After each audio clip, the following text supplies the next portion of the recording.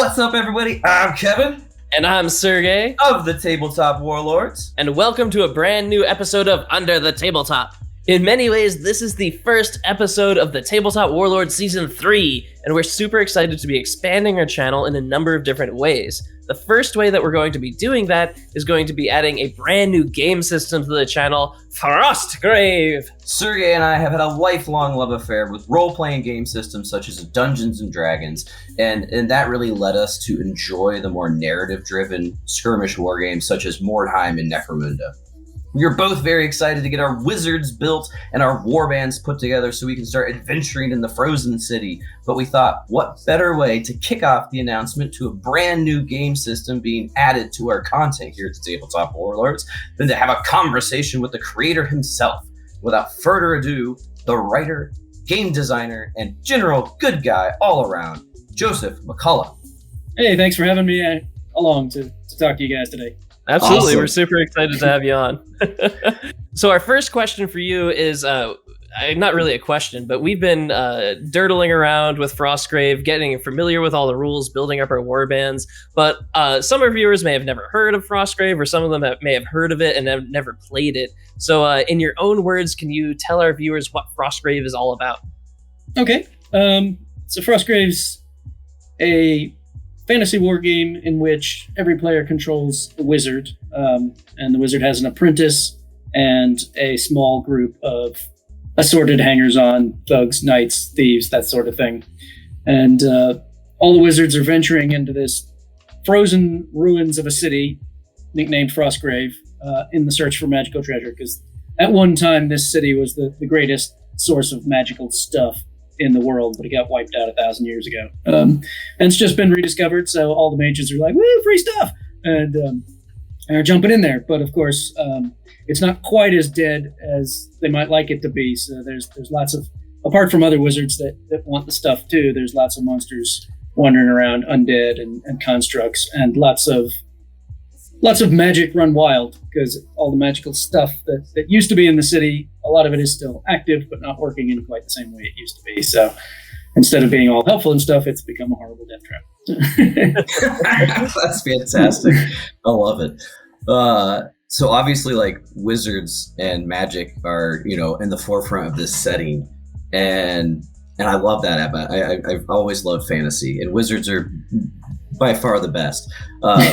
What wizard is like your favorite wizard? Like, do you have like an inspiration as to why you picked a wizard heavy game? Well, so I guess I'm kind of a second generation geek. My parents basically raised me on a diet of fantasy and science fiction. So even when I was little young Joe, I was being read Narnia and The Hobbit and the works of George MacDonald. And so Gandalf was the first kind of wizard I really knew, the first one I came to love. And I still remember actually when my father was reading me Lord of the Rings and you get to Moria and he falls in, I actually cried, no, not Gandalf. So, I think he probably let slip that don't worry, he comes back, but spoilers for any of our viewers who exactly. If you haven't seen the Two Towers yet. A little late to the game, but I love it. No, Gandalf is. And then and then like I got a little older reading myself, and then I get Merlin because I'm reading all the Arthurian stuff, and really it just carries straight on. I'm a Harry Potter fan. Anything that's got a wizard in it, pretty much I'm a fan of. So, but also awesome. The other thing I liked about it was that, well, a couple of things. One, I collected a lot of Reaper miniatures, and they have just so many wizards because they're mainly for role playing. And I had all these wizards, and I'm like, man, I got nothing to do with all these wizard figures I got. And also, it's just I thought up till then anyway, it was a very underutilized part of wargaming. Wizards have always been kind of like, and you can have a wizard. So especially in your mass battle games, they're this kind of support piece, or even in something like Mordheim, you can have a wizard, but it's not really your focus. It's just kind of an add-on, and I wanted something that really focused on that because I wanted to bring a lot of chaos to the game. That's true. So. You definitely did it because there is so much variety, and I love that about it. Because I mean, oh my gosh, there's so many spells, there's so many ways to customize your wizard, and it's really cool because it does just, I mean, it's just the focal point. It's really cool. It's a great flavor. Oh yeah, absolutely. So one of our favorite things about Frostgrave is the fact that it really commits to this awesome frozen kind of tundra setting in this crazy city. What made you decide to choose like a frozen setting for Frostgrave as opposed to like anywhere else on the continent? Yeah. So originally, and I'd forgotten this until I found kind of my original notes. Originally, I'd actually set it in the desert. That was nice. My very first conception was I'm going to do it. A ruined city in the desert, and I don't really know why that changed exactly. I think basically I just decided, that's been done a few times. I want something else, but I very much wanted a setting that was really harsh, but felt more dead than alive. Mm-hmm. So there's I wouldn't want it in a jungle because then you've got the teeming creatures and stuff. And while Frostgrave has a lot of creatures, most of them are dead or were never living in that way. So I wanted something that kind of reflected that. So I think once I got rid of really hot, I went to really cold. And I think once I had that idea, it was like, wow, nobody's really done a really cold war game before. There's obviously people who've done winter tables for World War II and whatever, but I don't think a game has ever focused on it before. And it just gave such a great way to make the game distinct, because now, I mean, all you have to do is take the same terrain you might have used for something else and sprinkle snow on it. And all of a sudden it's recognizable, like, oh, this is different, this is Frostgrave, and it just makes it feel a little harsher. The table is becoming more your enemy, Yeah. And I love that because it's the truth. I mean, it's not a setting that's often used, and it's funny that you say that about the terrain because, like, I love making terrain, and it's so funny because I'm like so opposed because I'm like, I don't want to base my guys with snow. They're not going to look great in all the other settings I have. I'll never do a snow table. And then I'm like sitting there reading Frostgrave, and I was like, get out the flock. We got to do this. Like immediately, I was like, all of our fantasy will just be in snow. It's great. Yeah. But it's the truth, and I like that because it's like it does have this kind of like archaeological, like you're hunting for artifacts in these ruins. Yeah. So that makes sense that it started off as the desert and then it's transformed into the frozen. But I love it because it is, and the harshness really, as far as like, because it's a very narrative driven game. And I love the immersion. And so it really does get you in that good headspace where like, you might survive the swing of a skeletal axe, but man, if you forgot that firewood, you're screwed. Exactly. It's great. I love it. It helps you drive like your narrative paint jobs too. And like your modeling. Like I'm making a goblin warband because I'm that kind of person. But a lot of my goblins weren't like wearing shirts and stuff. And I was like, they can't be in Feldgas. So I'm like sitting here like dirtling around, like making tiny cloaks for my goblins and stuff. And it's just like, it helps you drive this narrative with your warband just visually. Yeah. It's super cool.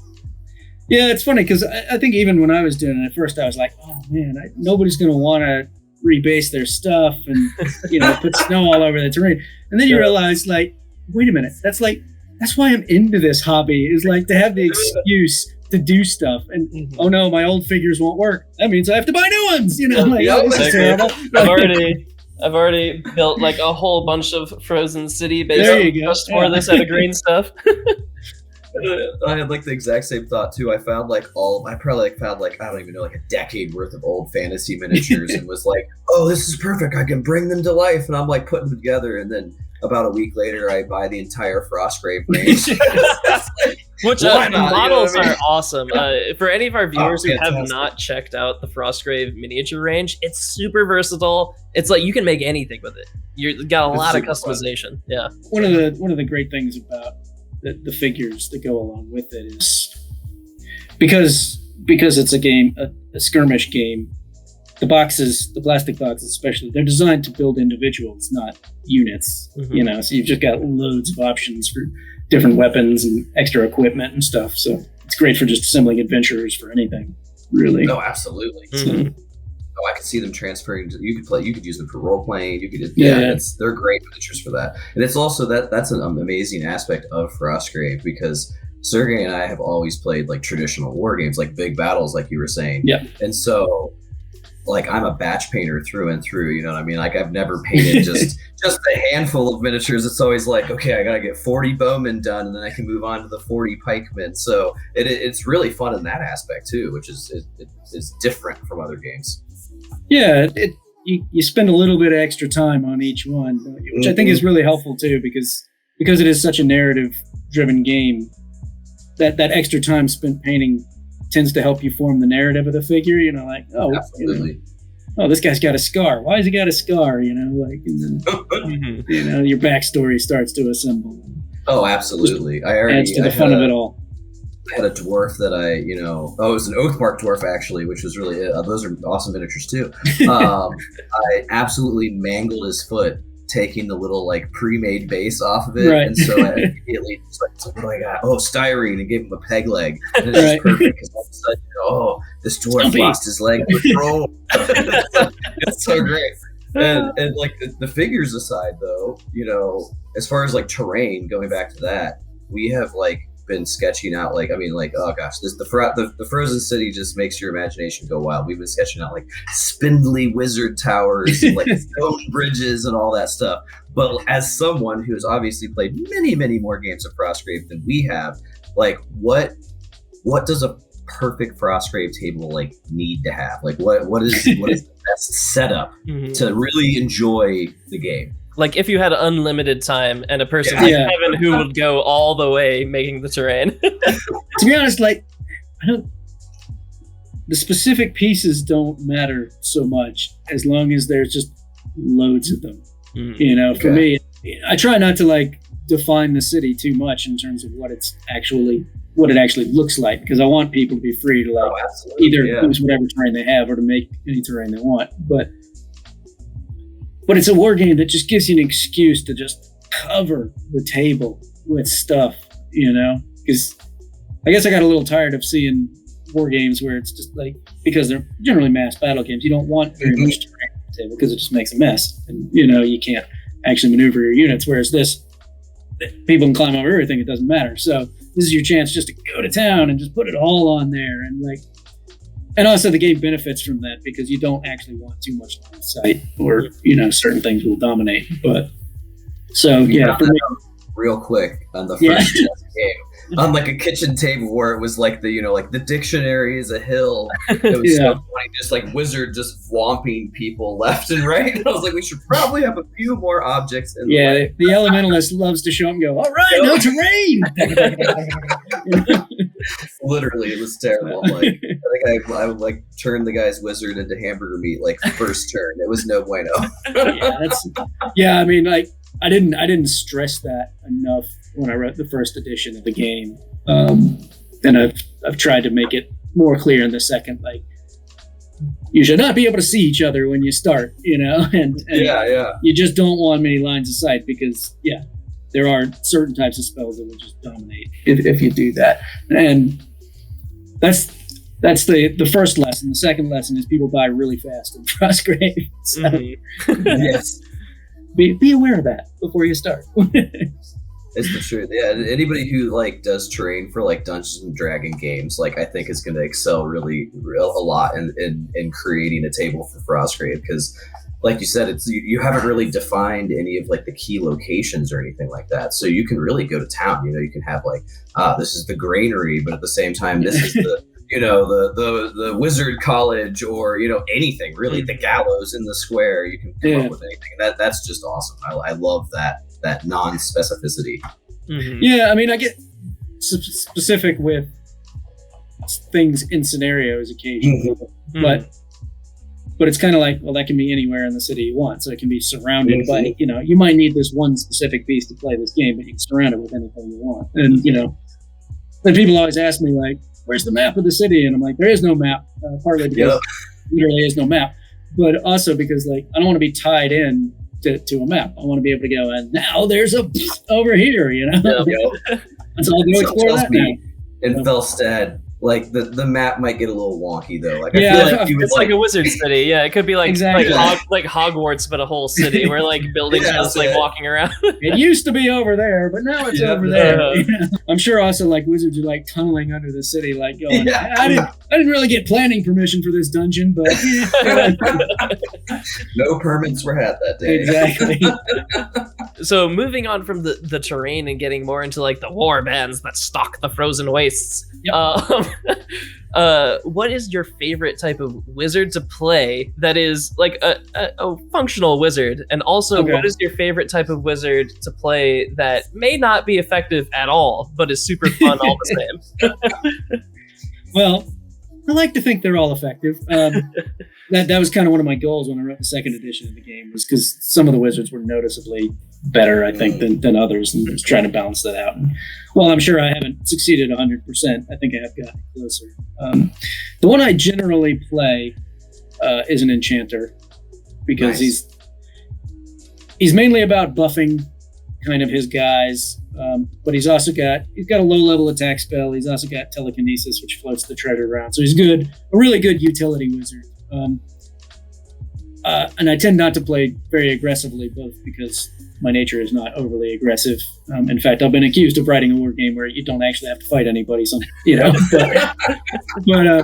but also because, like, as the creator of the game, the last thing I want to do is show up and just like grind somebody into the ground. You know? It's like, well, that wasn't really fun for anybody, was it? So the enchanter works out really well for me in a lot of ways. That's awesome. That said, I think the most fun is actually the illusionist, because it's the one that really can annoy your opponent, and has some really totally random things. So, and I didn't fully appreciate that until I went on the Frostgrave tour, which is a story unto itself. But one of the guys there was playing an illusionist, and his whole point of the game was to cast transpose, which is just a spell that just switches two figures position on the table. And usually it's a spell to use to switch your own guys, because that's easier to achieve. But you can cast it on other people. And since we were mostly playing multiplayer games, he would like run up and try to cast it like on both opposing wizards and switch places with them. And it didn't usually work. But if it did work, it meant that both wizards were now basically standing in the center of the opposing guy's warband. That's so it's just hilarious. like, well, how did I get here? So, yeah. That's awesome. And I like to... Go ahead. We have a friend that really wants to play an illusionist, and that was the first spell. He was like, "Oh my god, I will mess with you guys immediately." I was like, "Oh lord." And they've also got the spell where it's like, you're holding treasure. Now you're not holding treasure. Where'd the treasure go? And you thought you were going that way, but actually you're going that way. So there's a lot of fun to be had, but it's it's some of the wizards benefit from having a lot more experience with the game than the others. Obviously, the elementalist is pretty easy to understand. You show up and you try to throw fireballs on the opponent, and that's pretty easy. Whereas some of them, like the illusionist or the soothsayer or the chronomancer, you have to think a bit more like, what is my strategy going in here? And you need to remember that the game is not about killing your opponent.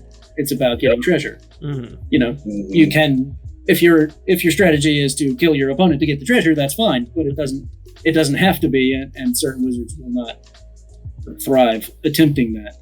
No, literally, I've never had a standoff in a game, and with my buddy, I had an instance where there was 3 men-at-arms, like throwing, shouting insults and whatnot at 2 bears that had been enchanted with strength, and both of us were just like, "What's the point? Like, I'm just gonna get mauled." It was the weirdest thing, but I loved it. I was like, "This is great," because it just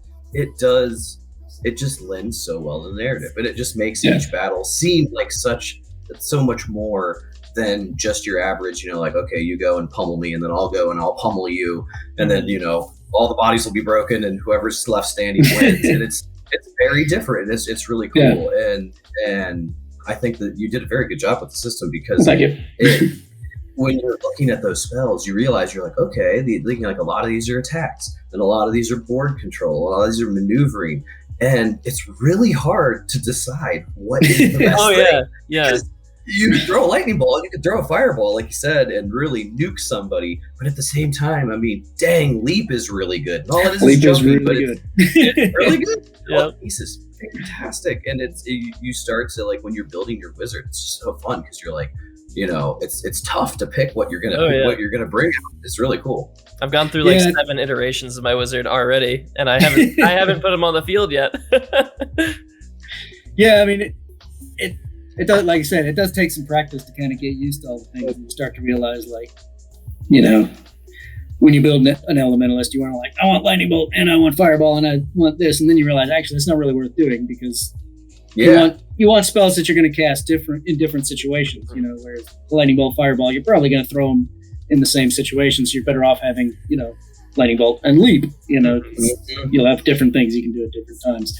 And to get back to what you were saying about like the standoff, people have often asked me, like, why are there no morale rules in Frostgrave? And I was like, because you really don't need them, especially if you're playing in a campaign.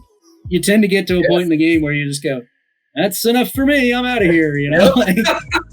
I could go after that last treasure, but there's 2 enraged bears standing over it. I think I'm gonna pass. You can have that. And so the player's morale breaks before the figures. Yeah, and it really does.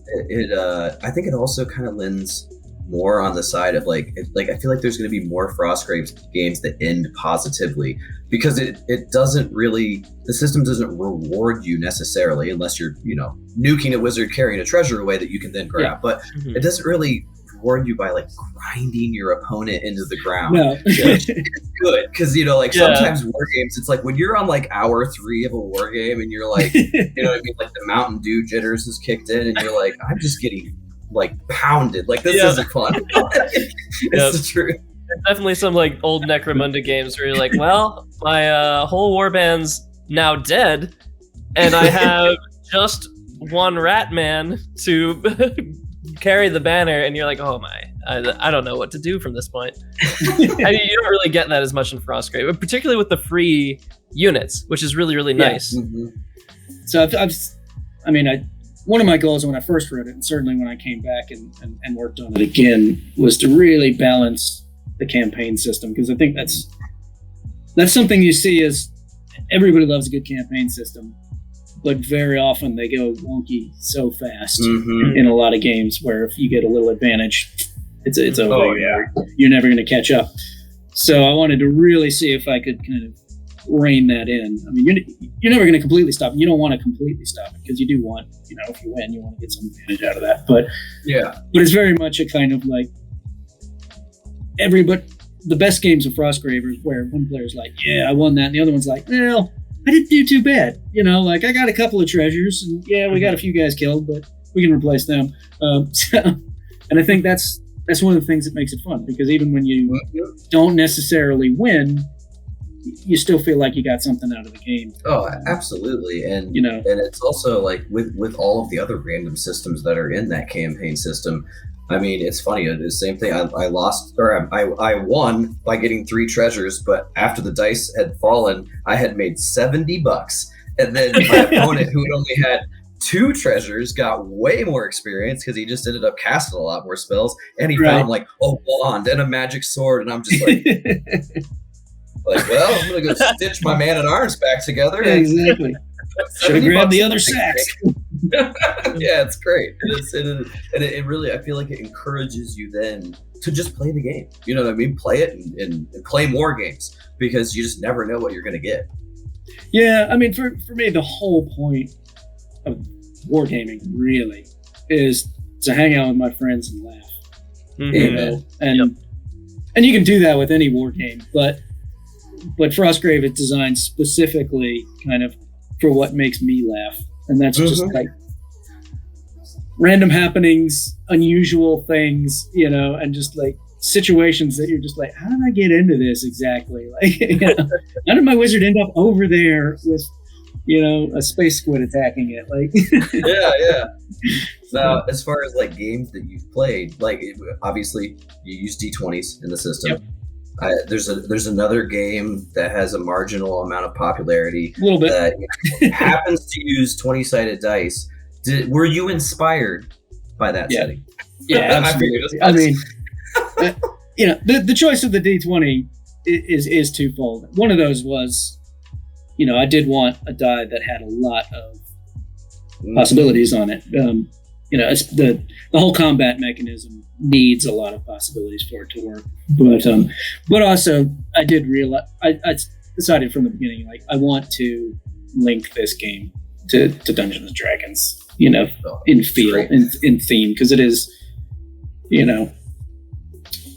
it's part of the same,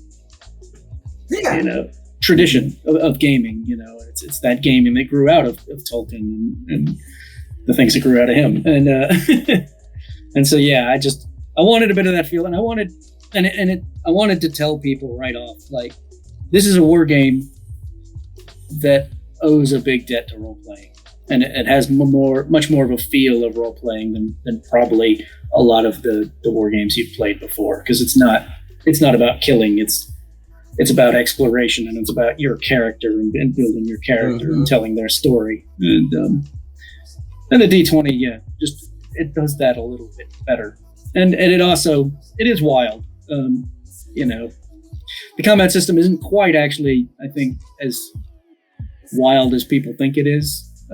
If you really kind of crunch the math and stuff, if you compare something like Warhammer, the actual kill results are actually a lot closer than people think they are, but it doesn't seem that way because you're rolling these dice with big numbers, and you can get these kind of horrendous explosions that, you think about it, like rolling a 20 and killing the guy is no different than rolling the 6 and the 6. He's just dead, but there's something more explosive about the 20 somehow. Makes you feel great. It does, Exactly. We're all like conditioned as nerds to look for the 20. We're like, we get so excited when we see it, and we get so upset when we see a 1. You know what I mean? He's like, that we've lost so many character limbs to those 1s, and we've decapitated so many trolls to those 20s. It's like intrinsic in us. That's the truth. Now, so what was the wizard, sorcerer, whatever iteration? Was that your favorite class to play when you played D&D? I mean, I either played a ranger because I just love the concept of a ranger, or I played a wizard because wizards are actually the most fun. Yeah, I agree. Absolutely. They actually just have the most choice in terms of, like, what do I do now? Whereas, like, the fighter is just like, well, now I roll my D20 and see if I kill the opponent. The cleric is like, it's I cast heal. That's what I do. And the wizard's actually go, let me see here. I can do this. It's higher level. And so I just thought, that's a lot more fun. I'm going to do that. Plus, like, there's just more cool treasure you can have as a wizard. Like, again, with the fighter, it's like, I got the magic sword and I got the magic armor, I'm done. Whereas, like, the wizard's like, I got all these scrolls, I got the wand, I got the staff, I got the magic hat, So, there you go. It just lends itself to it better. It lends itself to treasure better. It's true. It's like the secret of Dungeons and Dragons. Well, I feel like that's like the evolution. You first play it and you're like, well, I want to be the barbarian. Broadsword. and then, immediately when you realize, you're like, wait a second. Your backstory goes from a blurb to like several pages. You're like, my credentials. I went to wizard school first. It's great. I love it. Plus, you realize when you get to play the wizard is like you get to hide behind the barbarian. He's out there getting mauled. I'm back here going, what spell should I cast? You quickly become the focal point of the group. It's the truth. That is also true, because like whenever the barbarian's like, I don't have enough hit points left, he's like, do something. Whenever you get in trouble in D&D, you're always like, well, the wizard has to bail us out because none of the rest of us actually have anything except hit points. It's the truth. It really is. It's great. Moving on from like the setting and like the fantasy of all of it, from like a crafting perspective, what was like the first spark? The first like little napkin scribble that led to Frostgrave being an awesome game. I don't know if this led to it being awesome, but it actually started. So until recently, I worked for Osprey Publishing, which publishes Frostgrave, and at the time I was working in the marketing department. And one of my good friends there, Phil, he's now the head of Osprey Games. At the time, he was in charge of what was just the kind of new wargaming line. And we were just having a chat about wargaming, and I was like, I was kind of complaining. I was like, there's no game for me, you know, there's no game that really captures everything I want in a game. And I think he basically just got tired of listening to me and said, you know, just shut up, go write your own game, and if it's any good, I'll publish it. You know, I was like, That's awesome. Okay. So I would just went away and started working on it. When producing Frostgrave, like what were some of the biggest challenges you ran into? And at like the same time, what were like, did you have any like eureka moments where you're like, oh my gosh, I can't believe this worked, but it's perfect? I think kind of the hardest part was coming up with the combat system, because I'd kind of challenged myself that I very much wanted to use the D20, but I also wanted a combat system in which both players were rolling at the same time. Partly because it's more fun.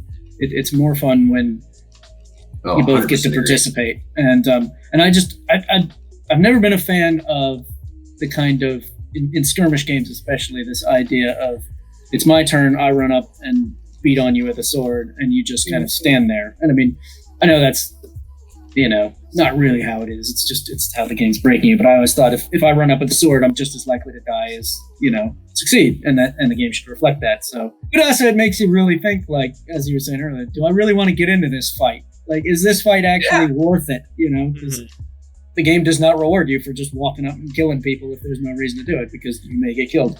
I also really wanted to see if I could come up with a system in which you didn't have to roll twice. You know, you didn't have to roll to hit, to wound, to save, to whatever. You know, I want to just roll a die. In this case, both players roll a die, but that's it. You know, you not only know who won the fight, but you know the full outcome of the fight. So, you know, in Frostgrave, you roll, it tells you who won and how much damage is done. Yep. And like I said, it's actually, it seems like it's just kind of like, because the knight, say, is +4 and the thug is +2, it seems like, oh, there's not that great a difference between the two. And there's not, in the sense that it's a +2, but the knight also has armor 13 and he has health 14. So while he may lose a round of combat, he may get whacked, he's much likely to just go, ow. Whereas if the knight wins the combat, he is much more likely to just decapitate the thug, you know. Yeah, exactly. So it's actually a bit more brutal and complicated than is first there. But yeah, I wanted that really kind of fast result, because while I love the rolling the dice, I just want to see what happens. I don't want to have to roll 5 times to see what happens. And it does help speed the game along too, which is nice. We've noticed that, you know, it's the combats are, like you said, it's over and done with pretty quickly, and you can see everything from that one result, which is really convenient. Yeah. It's going to make shooting battle reports really easy for us. Yes, thank you for that ahead of time. Streamline. Well, I was going to say, once I got that done kind of mentally, like everything else just kind of flowed. You know, there are a few things that, you know, obviously came up in playtesting. You know, I got multiple combats just totally wrong the first time I wrote it. It just didn't work at all. But just kind of the core mechanics of everything else really came together. And I'd imagine that is definitely where you would want to start, just because of the complexity of designing all the spells, which then affect so much of the battlefield. It makes sense to have that base of the combat system done first, because then you can, like you said, have everything work off of and affect that in special ways. And, you know, and it tells you what die you're going to use. I mean, I decided on the D20, but once I got the D20 worked out in combat, okay, great, I can use the D20 for everything. We've talked a lot about Frostgrave because we're like giddily excited about adding it to the channel. It's all we've been talking about. I've been calling Kevin at like 1 a.m. just to like talk about wizarding. I've been feverishly building miniatures as fast as I can. Yep. My favorite wizard might have also been Gandalf. I don't know if you can tell. But Does look a tad Gandalf. Yep. I've gone the exact opposite. Sergey's look way I've got nicer. the exact opposite route with my crazy goblin with 3 arms. Oh, you know what? I have to ask this question real quick because Sergey, obviously, he loves goblins. He's playing goblins. I like the fantasy setting that you've created. Is there any in particular reason why? And this is based off the knowledge of the first book. Granted, there's not that many there's not mention of like the classical fantasy races, dwarves, elves, and stuff. Was there a reason behind that?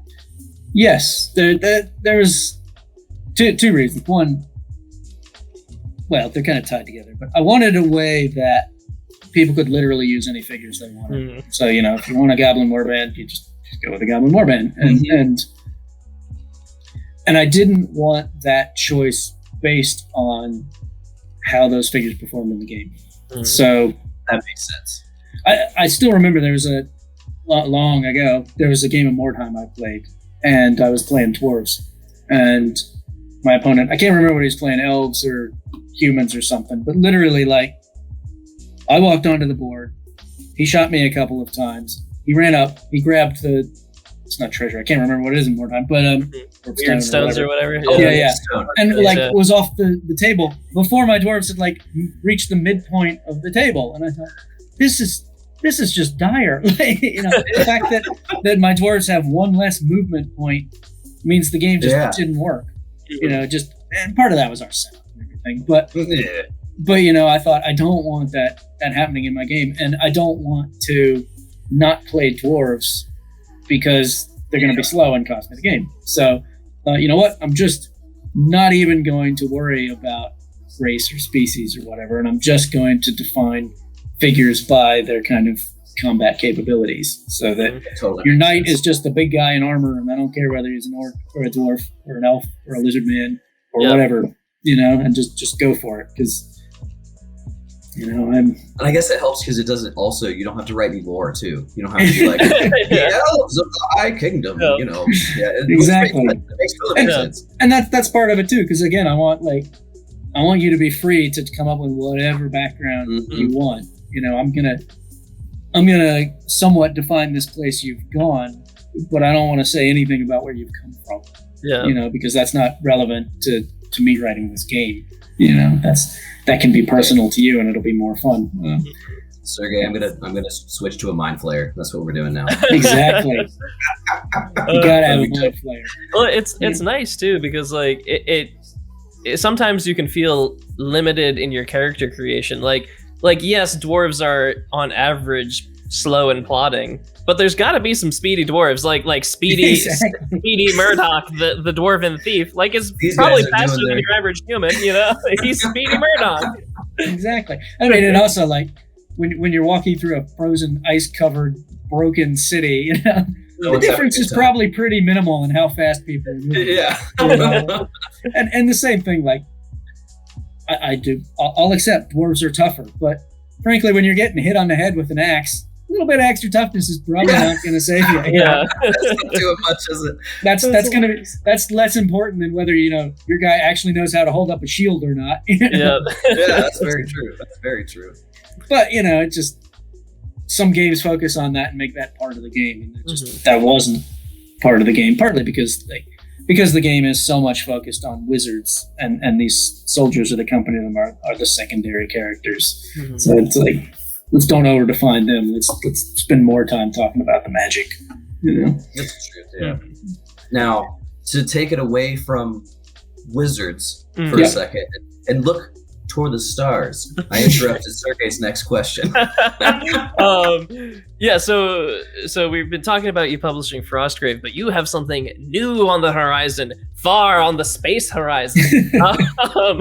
So you've announced Stargrave, which obviously looks awesome, and we're super excited about. We play a ton of sci-fi war games on the channel, so we literally we're riddled with space miniatures.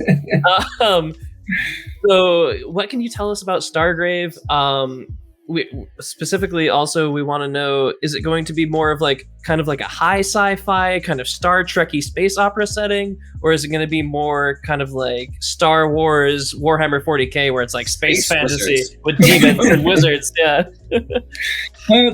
So I think literally the day came Frostgrave came out, people were like, "When are you doing a space version?" It's like, oh man, get this out. I actually kind of like avoided it for quite a while, even though I love sci-fi, and back in my head I knew, I'm going to do this someday. But let me figure this out before I start on that. And so it's actually 5 years later that this is coming out, and that's great in that since it uses the same basic system, the core system, I understand that system so much better than when I originally released it. But to answer your question, it's much more on the grubby end of sci-fi. Nice. So it's called Science Fiction War Games in the Ravaged Galaxy. And again, while I don't like to overdefine settings because I want to leave a lot of that to the players. The overarching idea is that there was two great empires, and they basically battled to mutual annihilation. And so most of the universe has been flattened, and there's just these giant kind of fleets of pirates that just kind of go around taking what they want and everything, and they are the closest thing to any kind of central power. But so you're playing what are called an independent crew, which is you're 10 men in their little spaceship trying to, because if you get too big, then the pirates notice you and take you out. Whereas if you stay small, you can operate, and you can basically be anything under that. You can be, if you want to be a freedom fighter fighting the pirates, fine. If you want to be a bounty hunter going after people, fine. So like I said, I leave that kind of question open to the players. But yeah, it's much more. I mean, you could still take a Star Trek crew in a kind of more, I guess, kind of like the last season of Discovery. If you've seen that, where they jump forward in time and the Federation's have been destroyed. So you could do that. Like, hey, we're the last of the kind of squeaky clean guys in a universe that looks like. We ironed our shirts today. Exactly. But I think more people are going to see it as kind of a Star Wars, Firefly kind of thing like that. And I was just about to say, I was like, I'm doing Firefly. Yeah. And Revolvers, that extends into the characters. So like Frostgrave, you have this kind of character leading you. So you have a captain and you have a first mate. The difference between Frostgrave and Stargrave is those are two very separate characters in Stargrave. In Frostgrave, the wizard and the apprentice. The apprentice is basically, a pale version of the wizard. Whereas in Stargrave, they're two completely different characters. Cool. So instead of having kind of wizard skills, you have backgrounds you can choose for each one of them. And so your captain can be a cyborg, whereas your first mate can be a robot master. Cool. And you can play someone who is kind of a Jedi or kind of a space wizard if you want, or you can have somebody who's literally just a soldier. And all these people have access to what I call powers, because I couldn't think of any other word to describe like this vastly different skill set, where some of these things act more like spells, while others are like, I know how to, field strip my gun and stick an extra power cell in there, like, so, but they all have different things they can do. And it's interesting that, like, what my original worry was, like, can I make this game different enough from Frostgrave that it's a different experience? Because I didn't want to just give you the same game again with a different kind of group of monsters in the back. And it's interesting, like, as soon as I started working on it, I found out, like, you know what? If you give everybody a gun, it just changes the way the game plays a lot. That's a huge difference. Because, like, now your elementalist in Frostgrave is throwing these great spells. That's not quite such a big deal in Stargrave, because everybody's packing a blaster rifle. So the captains and first mates have to find different ways to kind of manipulate the game and make them relevant. That's cool. So that sounds awesome. You need to stop taking my money. Just start taking my money more like it now. So in Frostgrave, you have it revolving around a single setting in the form of the frozen city. Is Stargrave going to be similar, or is it going to revolve around one setting? Nope. So I figured that's cool. I thought, so I've got team kind of. I've got an entire galaxy to play with. Why limit myself? So there's 10 scenarios in the basic book, and you've got some that are like, there's one in a swamp, and there's one in a nice pastoral planet, but then there's also one in a hulk of a destroyed warship. There's one on basically kind of a cloud city. So yeah, I mean, it really. I'm really challenging terrain questions. Just talk while you're Kevin makes most of our terrain for our channel, and his gears right now are like spinning out of control. Like, oh no, I need to do so much. And I did put very specifically in there. It's like, you do not have to have exactly what I say here. Like, we will. In general, a building is a building is a building. It doesn't have to. According to the scenario, this is a desert planet. If all you've got is forests, that's fine. Put a nice little log cabin. But, love it. That's great. So, but yeah, I just thought, like, this is my chance to just bring in every Star thing I like. So some of them are Star Wars, and some of them are Stargate, and some of them are aliens, and just like all these trappings I love. Let's dump them in there, and I don't like them, don't use them, but they're there if you do, and most of us like them all anyway. So and it's such a neat, because I can very easily imagine how like all the magic items can now transfer to like gadgets and gizmos and attachments. And that's great. Yeah. Yeah, it's still very much a game about building your crew and getting stuff, and how can we get better? And exactly. And yeah, kind of. I think there's actually in some ways more narrative scope to it because it isn't limited by a city, and so you really can see the motivations of your characters in very different ways. Like, we're adventuring because we really do want to find weapons so that we can fight these pirates and try to rebuild society, or we just want these weapons because we want to be the pirates, like take everybody else's stuff and everything in between. Or we're just on the run and they're out to get us and everybody's looking for us. So I just think there's huge scope to tell your own stories. I was gonna say, as far as miniatures, I mean, like, I have like grasshopper dudes. I have so much stuff, and so it's so fun because it's like, if you're someone who loves narrative, you get to basically like take alien miniatures and things that you already have, robots, drones, whatever, and put that overlay of your own storyline. So that's just so cool. Speaking of different types of miniatures, is there going to be like a variety of like, are there going to be like synthetic races that are different, or like, can you get like a drone that has 2 machine guns on it, or is it going to be mostly like dudes with rifles essentially? Yeah. So in the main, I've kind of left it very open again in this terms of kind of species. Like, basically any Star Wars or Star Trek alien you want can be one of the things, because it's generally just a 4-head difference, but if you want to take that and make him kind of a squid with a psychic laser stuck in his head, go for it. As long as your opponent can tell which of your figures is which, that's fine. The one rule difference I did stick in was I separated out robots from fleshy things. That makes sense. That makes sense. Yeah. Anytime you get a soldier in your warband, in your crew, you can basically just declare it's a robot, and he has the same stats as the guy you had before, the machine gunner, except now it's obviously an integrated machine gun or whatever.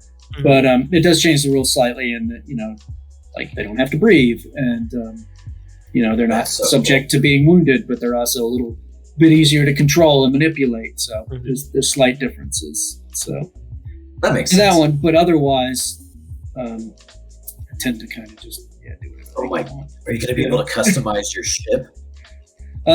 Yeah, in the kind of same way you customize a base. Nice. That's what I was just about to say. Yeah, the ship doesn't. Great, I've tried to find ways to like get the ship involved in scenarios, and it's just like, even the smallest ships are just going to be like the table, But I do want to. That's something I'm still working on. But yeah, you can buy like, the souped up med bay and the extra cargo space and stuff like that. So me and Kevin are notorious for creating way too much extra work for ourselves when we create battle reports, and I'm gonna say it. on this episode, so we're locked in and we have to do it. We have to do it. We've decided that for our bases in Frostgrave, we're each going to create a full-on diorama.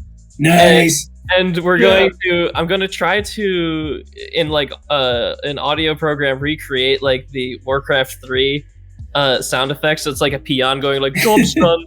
And like every time we, like if you get a cauldron, we're going to like do a time lapse and like put a cauldron in. And we'll see how feasible that is. But we're going to do it. We're going to do it. I just love hideouts. I can't help myself. That's just one of my favorite things and all. Like, I don't know. I'm all about all the customization. I need to know what the base looks like. Exactly. I love it. Yeah, I bought a bunch of Goblin civilian models. I've got like a Goblin that's like sitting on a barrel drinking a beer, and one that's like on a goat.